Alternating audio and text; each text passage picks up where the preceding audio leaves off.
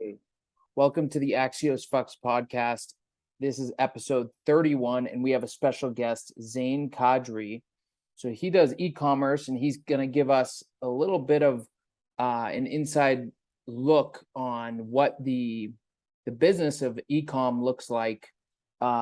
He is going to tell us a little bit about how he created his store and just kind of give us the inside look. So Zain, welcome. And thank you for being on the podcast. Oh, thanks for having me on, man. That's actually it's a pleasure for real. Everything's pretty sick. So yeah, I'm Zain Kadri. I'm 18 years old. Started my business almost a year ago, but I've always been kind of like a salesperson, trying to sell things now here and there. I started off selling things like unconsciously, just trying to make a few dollars to buy something I always wanted.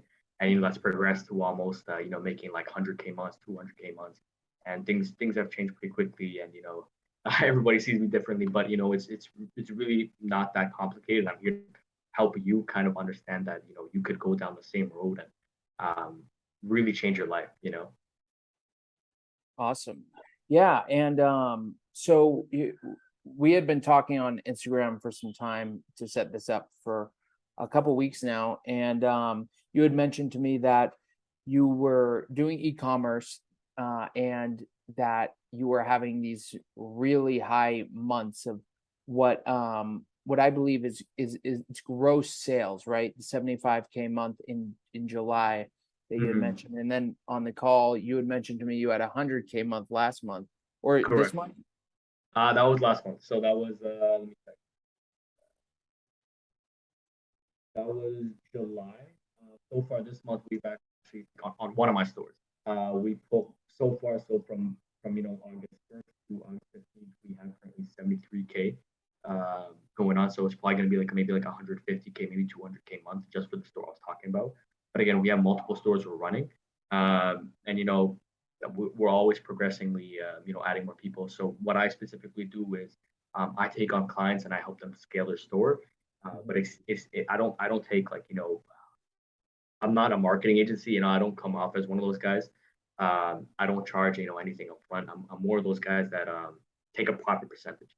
So say for example, you have a store running. Maybe you just have an idea. You're in the idea phase, and I think it's a good idea. I'll come in and I'll help. I'll create the store. I'll run ads for you. I'll do everything. But in exchange, I want a percentage of your profit.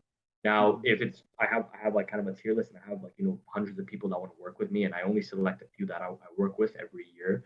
And I'm more of a slow scaling again. I'm still learning as I'm going, but I've learned that I can show results to the clients I usually pick out. So today I was just on call with someone named James G, who has a pretty good following. He has, I think, 180K. Starting a store, so that's something we're working on right now. So I feel like that has potential. We're always just bringing on clients, seeing what works, seeing what doesn't work. We've learned tricks that not many people know about. It's just something personal. Like say for example, like I've been testing. I learned some skills on Facebook ads that were really profitable for me. They might work for you. They might not work for you, but they're really secret. You don't want to share too much information based on that. But we've learned quite a bit of tricks, learning quite a lot of bit of tricks. Working with different people, different clients, in different sectors. Mhm. And I could see like maybe is the reason that you wouldn't want somebody to see your ad and maybe your ad copy, I believe what it's called, the writing on the ad, is because then it could become a saturated ad. Is that kind of what it is? That's exactly what it is. So, in fact, I'm gonna share a story with you. Uh, I was working on another store. It's doing pretty well. That was another one that did 70K month just last month. Mhm. So they were doing pretty well, and we're scaling it pretty well. And I brought one of my friends on board who was doing very well. So I'm gonna tell you why you shouldn't share anything with anybody, especially when you get to these numbers. Mhm. You need to keep everything private, and you're most vulnerable when you're starting making around like 50K a month because it's proven to work, and that's when people starting to steal your store. So we had somebody who started one store. He created one store, then we DMCA'd him, which means like a copyright. He took pictures from our website. He took everything to DMCA'd him once, and we did it another time. Then we brought in did another time, right? Until this guy, he was able to literally ban our Facebook ad account, and we weren't able to publish ads at all, the original one. So he kind of screwed us over. And it turns out one of the friends that was working with us leaked information to another, really, really highly guy, right? And he completely stole our store, and he was taking a lot of, sales from our product. And again, it was getting saturated. So it became kind of like a war between, you know, two people until we found out that it was one of our friends that was leaking this information, and we just had to figure out what to do with him, and we let him go, and things have been looking better from now on, and we were able to run another DMCA, and it feels like he stopped trying to steal the store now, but it was a whole process. You get very vulnerable when you share a lot of information, especially about your stores.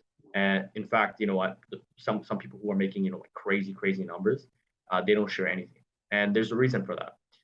Like I said, people steal products, they steal ideas. You can literally copy a TikTok that works really well straight from TikTok, put it on an ads manager, you'll get the same amount of sales.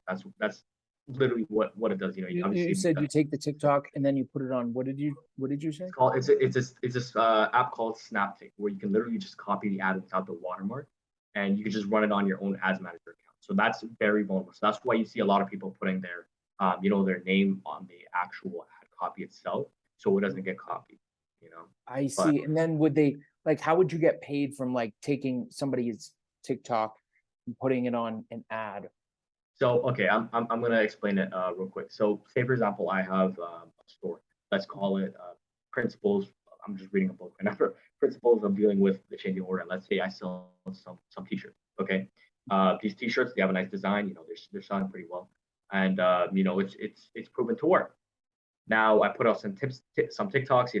It's not watermarked or anything, so people could just come up and take it like this. See, the problem with that is, let's say you come in and you want to be like, hey, this product's working, I want to use the same thing, but you don't want to take the liability of buying the product at hand, making your own videos, and going through that whole struggle. So you just like, hey, let me just copy this guy's video. I'll put it into like a watermark removable app, take it in, put it into my ads manager account, just run ads with that. Simple. You can see if it works immediately like that. Sometimes TikTok will detect whether or not you stole it from a video, and it won't provide you results. But most of the time, it goes under TikTok's radar, and you're able to sell it without TikTok knowing itself. So it's really easy to steal people's product, and it's very scary, especially with these bigger league players. So I've met people who are making like 2 million a month, doing crazy numbers. Again, like I said, I told you, people are making 250K a day. There's some crazy people I've met throughout my life, and they've really inspired me to become who I am today. And they've taught me a lot of the tricks and skills that I need to, I wouldn't say become successful, because I wouldn't consider myself successful yet. There's always somebody above you, and you need to always keep in mind that you need to be a learner of everything. You can learn from anybody. There's people around you who you don't even know are doing crazy numbers. Like some of the people I was talking about are the most humble people I've ever met, right? But they also don't share their tips, tricks, nothing, because again, like I said, once information gets leaked, it probably gets patched, it probably gets stolen. It's a very harsh game out there. Wow. Yeah, no, over the years, I've heard a lot of people doing e-commerce, but it's one of those industries that I don't think is going anywhere, because people are still talking about it. People are still making money from doing it. And it's just one of those things that I don't think is going to go away at all. And it doesn't sound like you think so either. No, definitely not, man. So again, like I told you, man, people are retiring their parents with these businesses, man. Like, yeah, I'm not sure if you heard of this business called Manscaped. They Yeah, started off as an e-commerce store, and they scaled pretty well. It's become like a well-known brand, right? In yeah. fact, that was one of the brands I looked up to when I was first working on a lot of these stores, and it's Wow. truly inspiring to see how easy it is to really start up your own business. How little liability it really takes to Mhm. take your store from 0 to 100. Cool. And so I want to get into the nitty gritty, because I never get a chance to talk to somebody who's in e-commerce Mhm. and does it like you do. So I always see, a lot of people that are posting their e-commerce results, and it's these insanely amazing numbers, like these numbers that probably like a storefront, like Mhm. coffee shop or restaurant would love to see these type of numbers. But obviously we have access. to the internet now, and that's why e-commerce is so extremely like doing well, because people mainly spend what 10, 11 hours a day on their phone, and they can buy things right from there. So as far as I know from my background, the restaurant industry, the profits are very low. I think average restaurant it's 15%. I think is really actually pretty good for food. And then you have to pay everything with that. Now you don't have a storefront, so you don't have the mortgage, the things like that. But can you tell me a little bit about what the profit is, what are the expenses, things like that in a typical e-commerce store? I know you know, getting into your exact details is a little personal, but if you can give me or the listener an idea as to if they are thinking of doing an e-commerce store and they want to do the numbers, maybe if they want to do $20,000 a month in sales or 50 or 100, what do those numbers kind of look like? Yeah, for sure. So there's two types that I usually call. So there's drop shipping and then there's branded. So drop shipping usually tends to be lower profit margin because you're buying it. You're not buying in bulk. You're just using that product and shipping it directly to consumers. So the shipping costs are a bit higher. So let's just say some random product. Let's just say you're shipping out a singular pen, for example. Okay. Shipping out this pen will be more expensive. Just covering those shipping costs. Whereas if you just buy a whole box of them and ship them out directly. That's what I call branded. It's not really branded, but that's just what I call it. So let's say you're shipping out pens directly to consumer, right? So you got the Shopify fee. So Shopify charges around 56 Canadian dollars per month. Just for the subscription, it's not that much. You can probably make it back in a few sales. Then they also have they take a percentage. I think it's 2% if you take a basic Shopify plan.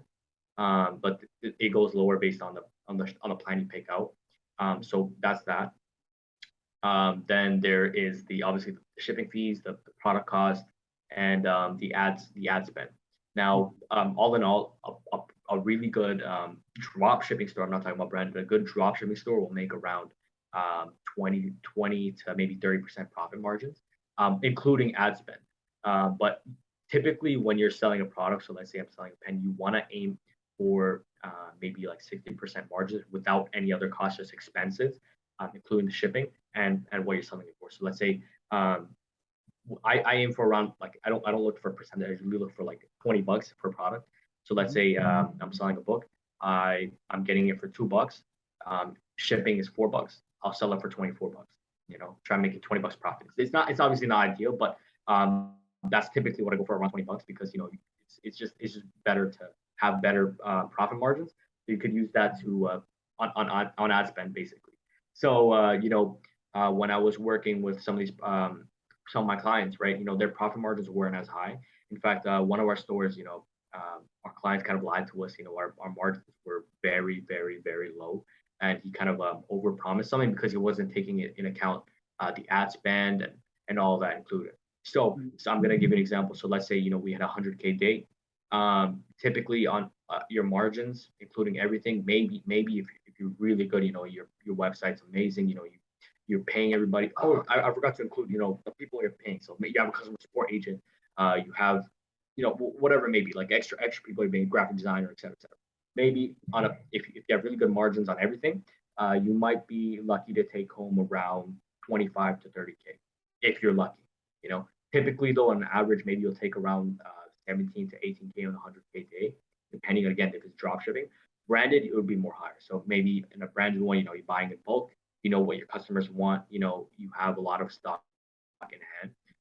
You could do like a good like 50K off 100K day. Again, it's very different for every business, but branded usually typically works better when you found a winning product. Now testing is trying to find the winning product. So dropshipping is kind of to find a product that you could turn into a brand. So let's say this pen sells. I was dropshipping this pen for a while. I got maybe let's say 15 to 20 sales, and I was pretty profitable. I'll turn this into a brand. I'll make a new website, and then I'll start running the store by itself, and I'll start turning that into something much bigger than what it really is. You can get influencers and really scale up your brand to the next level. Wow, that's awesome. So you have to do your own branding, but you get more profit from doing that. 100%, man. That's what Manscaped did. They were just products from China at one point, and they anyone could get that from AliExpress, really. Right. But what they did was they branded it. They just saw that the product works, and they took it to the next level. And look, it's become an internet sensation. You know, Yeah, uh, that's true. they were using Snapchat ads, they were using Facebook ads, they were really just taking advantage of every platform out there because they saw that the product was really working. And that's really what dropshipping is. They were literally just doing dropshipping from AliExpress. Anyone can do that, anyone. And it takes such a small amount. People think, you have to pour in thousands and thousands and thousands. Realistically, my whole journey, I started with like literally less than 150 bucks, and I was able to really like make the amount I'm making today. Wow. Yeah, so I know from just looking at the ads from, Manscaped, it just looks like a regular razor that you could buy at Walmart. But because Really, of it the is. branding, it's a catchy name, and I would probably buy it. You know what I mean? But it's probably more expensive than the one that you can get at Walmart and does the same exact thing. Exactly, literally. So again, everything comes down to branding. At the end of the day, you can sell. Yes, you can sell anything. You can sell a garbage, a bag of garbage, and if you put a story behind it, you brand it, someone will buy it. Mhm. It's just this is just the world we live in right now. Yeah, There's 7 billion people out there, right? You can sell so much out there. I know people who have done $2 million days. wow, Days. That's insane, that right? is crazy. Those guys are the big ballers in the group chats we're in, right? So those guys are like top tier. So I'm always humble. I don't want to say that I'm successful in any way. I'm nowhere.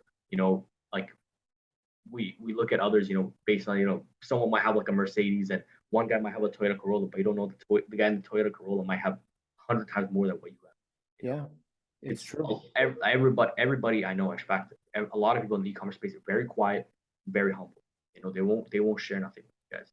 There is some that make a lot of noise. Like, hey, but those guys are usually selling courses and whatever. Those guys are like, Yeah, hey, you know what? I'm just made $300,000 in a month. Okay, so there's people who are making that in a day, but are not right. saying. Yeah, and I think that goes for pretty much a lot of industries as well. It just happened to be that e-com is more of a newer industry because the internet is, more new than, let's say, for example, real estate. I sell real estate. There's a lot of flashy realtors, but it's also been out for so long that Mhm. if you were to there's one guy, for example, out of Rhode Island. He sells 500 plus homes every year, and he just got on social media last year.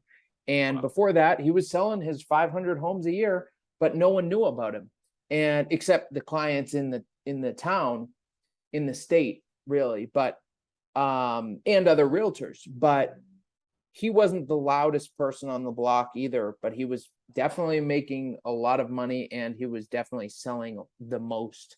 So I always respect that when somebody doesn't need the external acknowledgement, and they can Exactly. kind of do what they do, because either, even if they don't like it, they're just doing it for a bigger purpose than just to get acknowledgement. And I agree, man.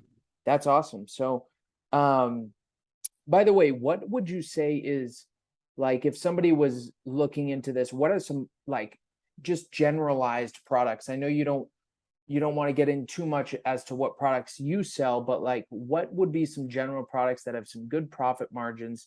Because I know I've seen online, like, it can be the most random thing, like a cat toy that, Yeah. it looks like it could be $25, but the material only costs a little. It's almost like a sneaker, like a Nike sneaker. I heard they only cost like a few dollars to make, but you can sell it for so Mhm. much. Yeah, that's the problem. Right? So there's obviously a lot of products. I mean, I remember there was a squid product that was like made like I think 8 million in span of like 6 months.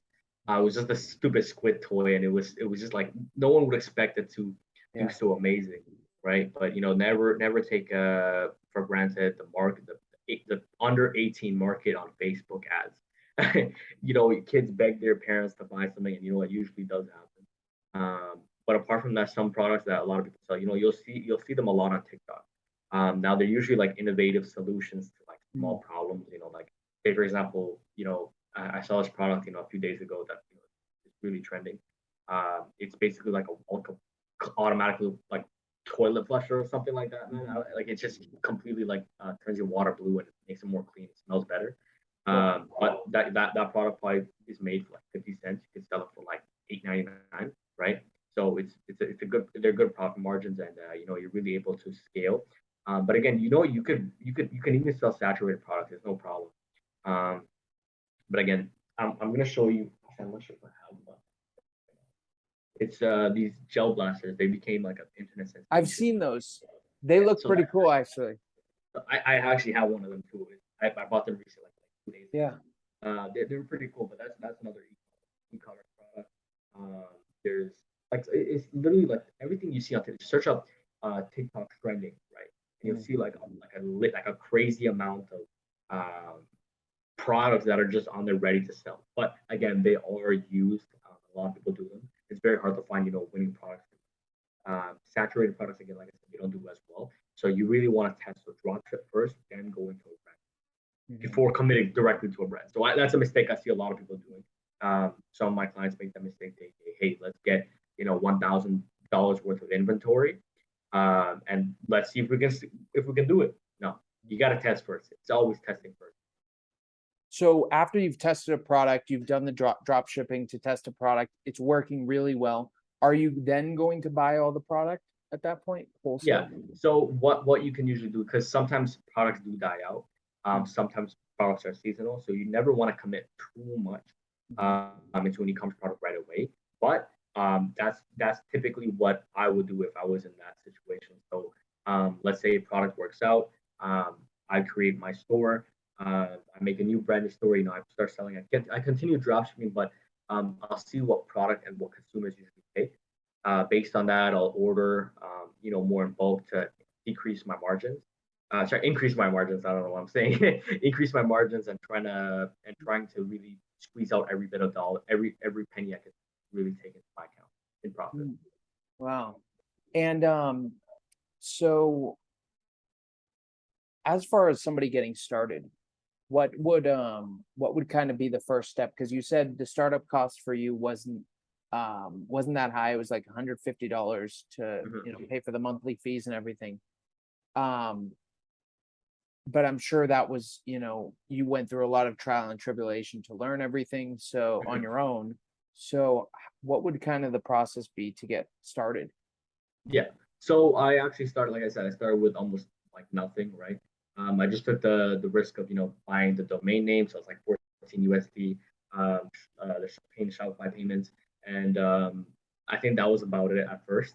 And then what I started doing, I started selling these replica AirPods. That's actually illegal to sell, but I didn't know that. And I just thought, it's whatever. I thought everything Shopify was gonna, really take it down. But I made 30K off that first website that I started, and I never ran any sort of ads. And that's And 30K profit, or is that I don't know, 30K revenue, 30K revenue. And I was selling them for like $60 and I got them for like 40. And I wasn't like, there was no like drop shipping app. So I would have to put in everything manually. Like I was like, my margins were pretty high on a manual drop shipping store. So I was, again, like I said, I was running no ads, nothing. And I ran that store for maybe like 4 or 5 months before I discovered that Shopify was trying to shut me down. So that store got shut down, and I realized, hey, you know what? Um, I've done it once, I could do it again. And my next store, I started scaling that like crazy, and I met some people who taught me things that I've never even knew in my life. They kind of guided me in how to run ads. They taught me, things that I would never be able to do on my own. Whatever you do, you want to make sure you find somebody who's always above you so you can learn from them. So I started, like I said, I started with like basically zero, and meeting these people.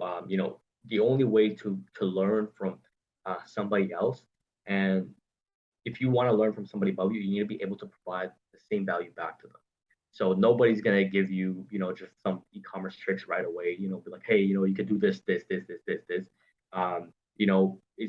not like that. Value, that's right. The knowledge someone gives you is very valuable, and you need to take it to heart because knowledge, I would say, is more valuable than money because money goes and comes and goes. Mhm. Knowledge stays in the mind for quite a long time. So you want to be really you want to provide value to people above you so they can provide value back to you. That's just how it works in this world. It's a give and take. Yeah. And did you end up paying for a coach at all or anything like that, a mentor, or did you do So it? I'm gonna be very honest with you. Don't pay for any coaches. Don't pay for any of that. You could do everything on your own. Everything is on the internet. you can just search up, one Google search, and you'll find things that you never knew in your life. You'll find things about quantum computing. You can get into industries people have never even heard about. It's so interesting. But Yeah. what I would recommend is once you get to a certain level, like you've learned the foundation, you got the basics. Like learn the basics on your own, and once you get to the next level, then find a real mentor. But don't look for a paid mentor. Look for an actual mentor that is looking for your interest. Don't look for somebody who's just after money, right? Mhm. So I know a few guys who are mentoring, who are charging like around like what is it, $150 a month to people who don't even have like $10 in their account, which is dummy in my opinion. Right. And if I were to provide value, I'll do it from the heart rather than seeing it as just a business opportunity. You know, either there's two ways. Okay, either someone scams you into making money, right, off you, or they're telling you something like they're barely giving you any information, and they're expecting a lot of value back, right? Mhm. So if you want a real mentor, learn to provide some value. Maybe you learn a high income skill that not many mentors have. Maybe you could learn coding. Maybe you could have how to make websites really well, or you just know one specific skill very well that you can provide value to somebody else. Maybe you just know how to do sales well and you can bring them leads. It's a whole it's a whole game basically, and you want to be able to really take advantage and learn to provide as much value as possible in order to really excel and get your mentor's help. You know. That's awesome. So basically what you're saying is if somebody's interested in getting into e-commerce, like find one wheel of the machine that you can kind of excel at and provide value in that way to your Exactly. mentor. And then you can always like turn into a service-based business, right? I know a lot of people who do email marketing. There's people who do website design by itself. There's a lot of things, right? You can just do a chargeback. Maybe you just have an agency for customer support agents. There's a whole lot you can do with this. It's again, like I said, it's a whole game. You can take advantage of any sector. It's all up to you realistically. Now, what I would say is run a dropshipping store. Like again, I'm talking to all the people who are new to dropshipping and maybe they're interested. Again, you probably heard a lot of like yes on the internet. Don't listen to that shit, man. It's crap. Take your own advice. Listen to your gut. But also don't take too many risks. But take calculated risks. I know some people. Again, one of my friends, he used to risk like crazy, but he lived by a saying. He said the number of or the amount of money you have in your bank account is equivalent to the amount of sacrifice you've taken in your life, and that hit me hard. You realize like, hey, if you sacrifice more, you'll have more. You're more likely to make more. And at my age, you have time to fail again and again and again. Like even if I start from zero, I have no problem because I have the knowledge. Mhm. Whereas somebody who's in their 25s, you have more to lose, or in their 30s, they have more to lose. So what I would say is try drop shipping, try getting the hang of it, try getting the feel of it, and from there you'll be able to really scale and have more money to fail later on. You know. Cool. Well, awesome. Zane, thank you so much for jumping on here. And where can people find you? I know you said Toronto, right? Yeah, yeah, So, Toronto, man. More specifically, Mississauga. I'm not sure if you heard of it, but it's like a neighboring city to Toronto. wow. So, do you have anywhere where you like post anything as far as like, I know you have an Instagram. Could you share that with the people just in case Yeah, they yeah, want to yeah. message So you? my Instagram is at z.kadr and then the number one. It's a weird name, but I don't post any content yet. But I am thinking of really getting into it because I really want to help others, similar to how people were able to teach me, and I really want people to be able to realize that it's much easier to make money than you think. And there's a whole game out there, e-commerce you could really take advantage of, and you could just kill it in the matter of a few months. So once again, that's z.kadr and then the number one. Perfect. Well, awesome, Zane. Did you have any final thoughts? I appreciate you jumping on here and giving everyone, some insight. Um, we, I'm gonna put this in our group. We have about 30 guys that all, you Mhm. know, some of them, full-time jobs. I mean, we have from every different walk of life in there, and it's all guys that are trying to, get into different industries or just make more money, get in better health. I mean, I would love to have you in the group. I think it would be cool to have you in the group and be able to share some more insights. But besides that, thank you, Zain. Did you have any final thoughts? Honestly, no, man. My mind's going a bit blank right now. I'm not gonna lie. I'm supposed to go somewhere in a few minutes, but again, like I said, I appreciate you taking the time to even talk to me. It's my first time being on a podcast, and I think it's time that I teach some others as well, so we can start scaling too. Definitely. Well, I'm gonna, have this published and I'll send it to you right away. So Sounds good. thank you, Sounds Zain. good. I Thank you so appreciate much, it. brother. Okay, have Take a care, good man. one.